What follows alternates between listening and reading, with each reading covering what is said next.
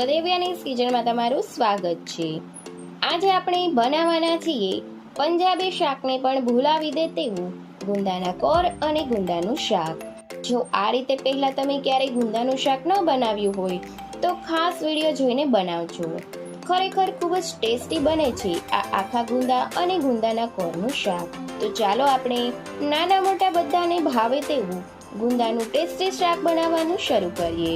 સૌપ્રથમ ગુંદાનો કોર અને ગુંદાનું શાક બનાવવા માટે અહીં મેં થોડો ગુંદાનો કોર અને થોડા ગુંદા લીધા છે। અહીં ગુંદામાંથી મેં ઠળિયા એટલે કે ગુંદાના બીજ કાઢી લીધા છે। સાથે અહીં મેં થોડી સૂકી દ્રાક્ષ, કાપેલા લીલા ધાણા, 3 થી 4 નંગ ઝીણા સમારેલા લીલા મરચાં, એક ટુકડો ખમણેલું આદું, 5 થી 6 સમારેલા લીલા લસણની કળીઓ, પીસેલું સૂકું લસણ, લીલું લસણ ન હોય તો પણ ચાલે, 4 થી 5 નંગ લવિંગ, 2 તજના ટુકડા, 2 નંગ એલચી, 2 થી 3 ગોળના ટુકડા, થોડા કાજુ, 1 નંગ લીંબુ અને 1 નંગ નાની કાચી કેરી અહીં મેં લીધી છે। હવે સાથે અડધી વાટકી ચોખાના પૌવા, અડધી વાટકી કાજુનો ભૂકો, અડધી વાટકી તલનો ભૂકો, અડધી વાટકીથી થોડો વધારે એટલો શિંગદાણાનો ભૂકો, અડધી વાટકીથી થોડું ઓછું એટલું ખમણેલું ઝીણું ટોપરું અને અડધી વાટકી ગાંઠિયાનો ભૂકો અહીં મેં લીધો છે।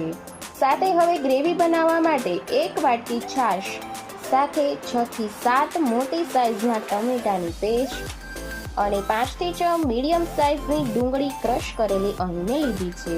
હવે સાથે મસાલામાં હિંગ, મરચું, મીઠું, ધાણા જીરું, હળદર પાવડર, ગરમ મસાલા પાવડર અહીં મેં લીધો છે।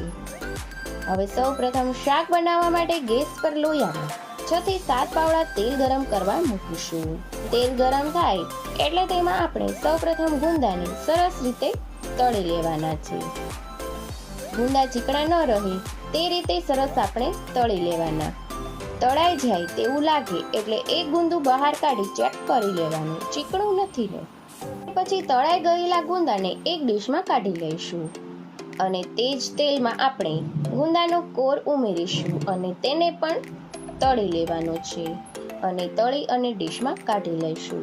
હવે તેલમાં આપણે સૌપ્રથમ ખડા મસાલા ઉમેરવાના છે, પરંતુ ખડા મસાલાને આપણે વ્હાઈટ પતલા કાપડની પોટલીમાં બાંધી પછી તેલમાં ઉમેરીશું, જેથી ખાતા સમયે તે મોઢામાં ન આવે પરંતુ શાકમાં તેનો ટેસ્ટ બેસી જાય। આ રીતે ખડા મસાલાની પોટલી અહીં મેં ઉમેરી છે।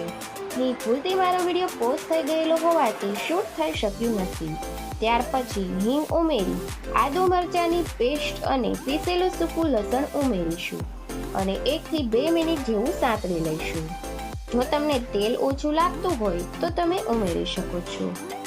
હવે 1 થી 2 મિનિટ પછી શિંગદાણાનો ભૂકો, તલનો ભૂકો અને કાજુનો ભૂકો ઉમેરી સરસ રીતે મિક્સ કરી સાંતળી લઈશું અને ત્યાર પછી ગાંઠિયાનો ભૂકો અને ડુંગળીની પેસ્ટ ઉમેરી તેને પણ સરસ રીતે સાંતળી લેવાની છે અને પછી ચોખાના પૌવા ઉમેરીશું અને ટમેટાની પેસ્ટ ઉમેરી ચલાવતા રહી સાંતળી લેવાનું છે અને થોડી સતળાવાની વાર હોય તે પહેલા કાજુના કટકા, સૂકી દ્રાક્ષ ઉમેરી દઈશું અને હવે મિક્સ કરી બાકીના મસાલા કરી લઈએ।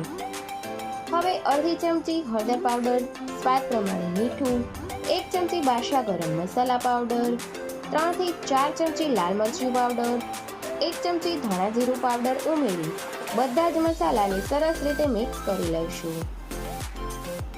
હવે 3 થી 4 મિનિટ ચડવા દઈ તેમાં ખમણેલી કાચી કેરી ઉમેરીશું, સાથે કતરેલો ગોળ પણ ઉમેરી સરસ રીતે મિક્સ કરી લઈશું અને પછી ખમણેલું ટોપરું ઉમેરી મિક્સ કરી છાશ ઉમેરી દેવાની છે અને ત્યાર પછી 6 થી 7 મિનિટ ચડવા દઈશું। જો તમારે પતલી ગ્રેવી રાખવી હોય તો છાશ વધારે ઉમેરવાની. હવે કાપેલું લીલું લસણ ઉમેરી દેવાનું અને મિક્સ કરી 1 લીંબુનો રસ પણ ઉમેરી દઈશું અને મિક્સ કરી તળેલા ગુંદા અને ગુંદાનો કોર તૈયાર થયેલી ગ્રેવીમાં ઉમેરી દેવાનો છે અને હવે મિક્સ કરી 4 થી 5 મિનિટ ચડવા દઈશું અને 5 મિનિટ પછી ગેસની ફ્લેમને બંધ કરી દેવાની છે.